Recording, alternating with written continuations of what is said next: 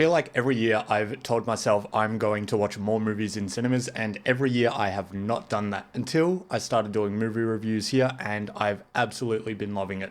So it's the end of the year now, and I get to talk about what I thought were the best movies of the year of 2024, or just my favorite movies, because this is not a definitive list, nor is it a objective list. It is mostly just my favorite movies of the year. But before we do that, we're going to talk about 5 honorable mentions, movies that I watched this year that I did not review, either because I just wasn't doing this before then, or because I just could not bring myself to review the movie. So let's get into it.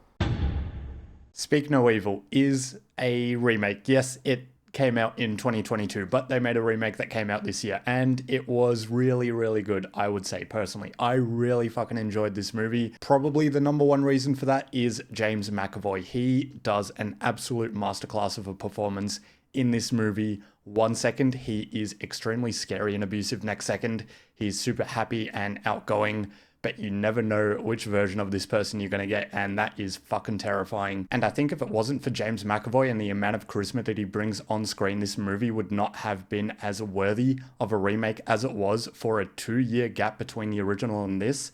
If it was anyone else but James McAvoy, I don't think this movie would have done as well or would have been as enjoyable. Kingdom of the Planet of the Apes. I was researching what movies came out this year that I didn't review because I have them all in a playlist, but for the movies that I did not review, I couldn't believe Kingdom of the Planet of the Apes came out this year. It has been such a long year, it feels like, but this movie was actually a worthy sequel and kind of soft reboot for the Planet of the Apes movies. Yes, of course, we're treading a bit of old ground here. It's all about apes versus humans. But for the most part, what I found interesting was the fact that the apes and the humans are more scared of each other than they realize, and the real threat in this movie is Proxima Caesar, who is played incredibly well by Kevin Durant, and for that matter, all the other cast members in this movie do an incredible job in motion capture performing as apes. I also really enjoyed learning about planet Earth now that it's been 300 years since War for the Planet of the Apes, and we're learning about it through the eyes of Noah, who I think is also a really compelling character. And by the looks of how this movie ended, we could be getting a sequel or even a new trilogy, which I'd be super stoked for. Late Night with the Devil might be my favorite horror movie that came out this year, and I think one of my favorite things about it is its real use of prosthetics and makeup in creating a design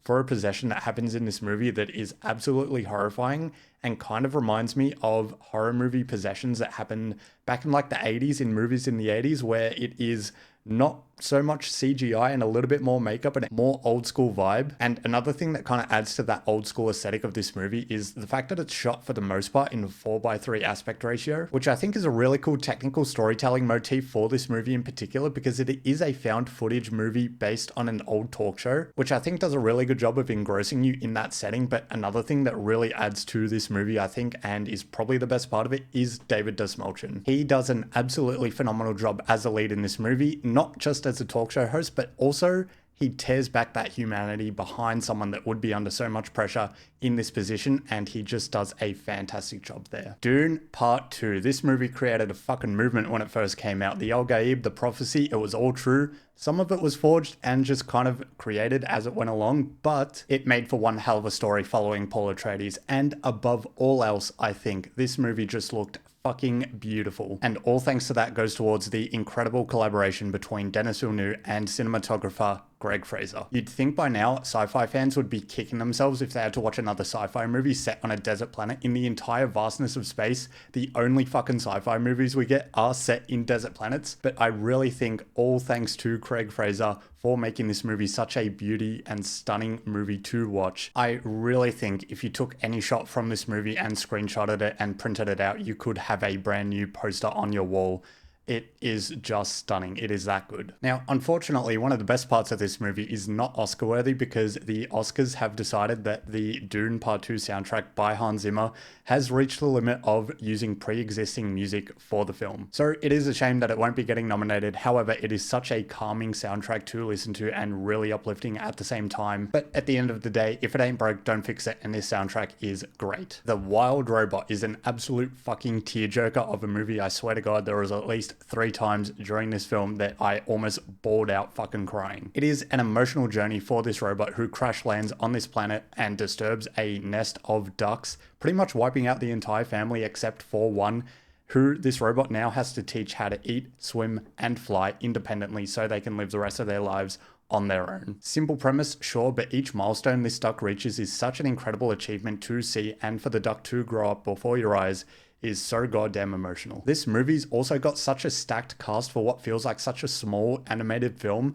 but we've got Pedro Pascal, who does the voice for Fink, who's the fox, who's absolutely hilarious throughout the entirety of this movie. We have Lupita Nyong'o, of course, who plays Roz, who's a robot, who you just feel so sad for by the end of it, for her kind of journey of letting go and kind of teaching this duck how to live. And then you've got Mark Hamill, of course, who plays Thorn. Like, the names for this film is insane to see after you see it, because you just don't see any of those names while you're watching the movie. You don't recognize any of them, but they all do such a great job. Also got to give a shout out to Maren Morris, who sings two of the songs on this soundtrack, which are Kiss the Sky and Even When I'm Not.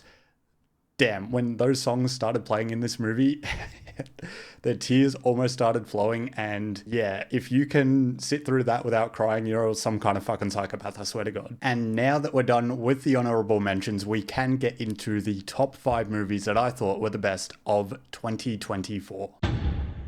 Deadpool and Wolverine is an absolutely wild ride of laughs and action from beginning to end. It's like a fucking roller coaster ride the entire time. Now, while I don't think Deadpool and Wolverine is a movie that will bring back the MCU single-handedly, I do think it is an awesome film, something that you can chuck on, kick back and relax, and it'll have you clenching your gut, bursting out laughing. And what makes this movie so funny is the dynamic between Ryan Reynolds and Hugh Jackman. Deadpool and Wolverine, the two leads in this film, they just work like a fucking dynamic duo. They're a dynamic duo for a reason. They're so good together, and they're just opposite ends of the spectrum. One is so fucking depressed and over with life, which is the Wolverine, and Deadpool in a similar fashion over with life, but sees the fun in that, sees that there's so much freedom in being so over everyone else's shit, that you can just enjoy and make fun of everything. It has also got an awesome soundtrack that goes over all the action, and it can be a bit of a cameo fuckfest at the same time, but I think that's what makes it so good. It is a reminder of why everyone loves superhero movies, and it celebrates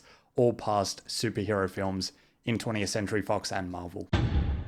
Gladiator 2. I don't think many people really like this one, but I definitely did. At times, it can absolutely feel like a reboot-ish sequel where you can feel like you are being told the same story, but at the same time, it is a passing of the torch to new characters that is a follow-on from the previous movie. The action has never been better, the stakes have never been higher, and the acting is at such a high standard that for people like Denzel Washington and Pedro Pascal, feels like such a fucking cakewalk for them to do in every project they're in, and here in Gladiator 2 feels no different.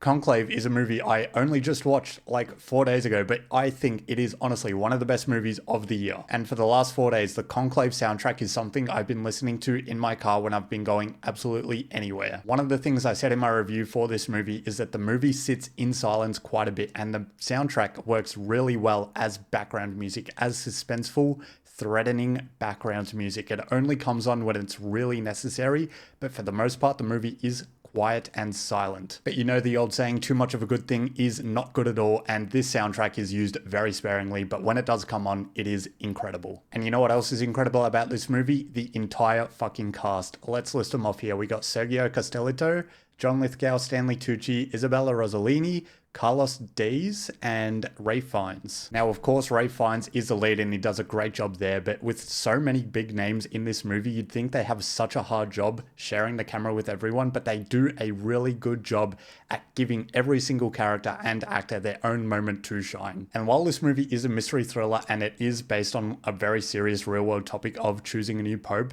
it also does leave a lot of room for laughs and jokes, and one of the funniest running jokes in this movie is of a cardinal who is the cardinal played by Sergio, and his character has a vaping addiction, and throughout this entire movie he pulls out his vape on multiple occasions in different scenes. It's a fucking someone trying to be a pope that's vaping. It's funny.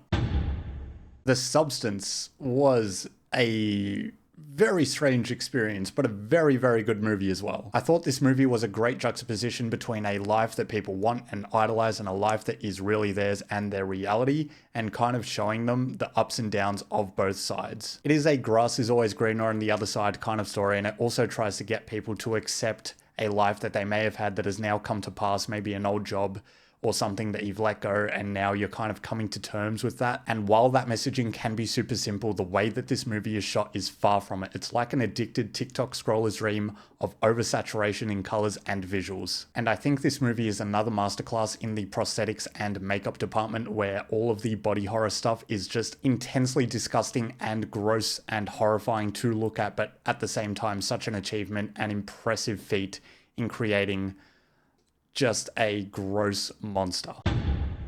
Heretic is my number one movie of the year, and I know I've got two religious-based movies on this list, but they were just both so damn good. I think while this movie does have scary moments and horror elements, at the end of the day, I think it's a really awesome discussion and conversation about religion and comparing different faiths and why you would pick one over the other and the kind of similarities between them as well, and then kind of pitting the two main characters against each other and kind of testing how strong their faith really is. And Hugh Grant does an amazing job of starting that conversation and getting into these two girls' heads and kind of getting them to question themselves. And once these two sisters are at their most scared and confused is when Hugh Grant's character starts his experiment on them and puts his theory to the test and treats them like some fucking guinea pigs, which has an ending, I think, that will leave you questioning what you just witnessed and if it was a miracle or not. And I think that is a really cool story that was told, and it has a killer ending to top it all off. So that now is a year in review. I had a blast making all my movie reviews this year and going to the cinemas a lot more than I would usually do, and discussing film is just one of my favorite things to do. So if you watched any of my movie reviews, I thank you for that. And if you haven't and you are interested in seeing a more in-depth perspective on it, or my perspective more specifically, you can do that. I go a little bit more in depth on the things that I enjoy and dislike about the story or technical aspects. And I'm super keen to watch a lot more movies in 2025 as well. Funnily enough, the first movie that I'll be watching in 2025 is Nosferatu. I know that came out this year technically in America, but in Australia it comes out January 1st, which is kind of funny. But anyway, I'm super keen to do more movie reviews for 2025.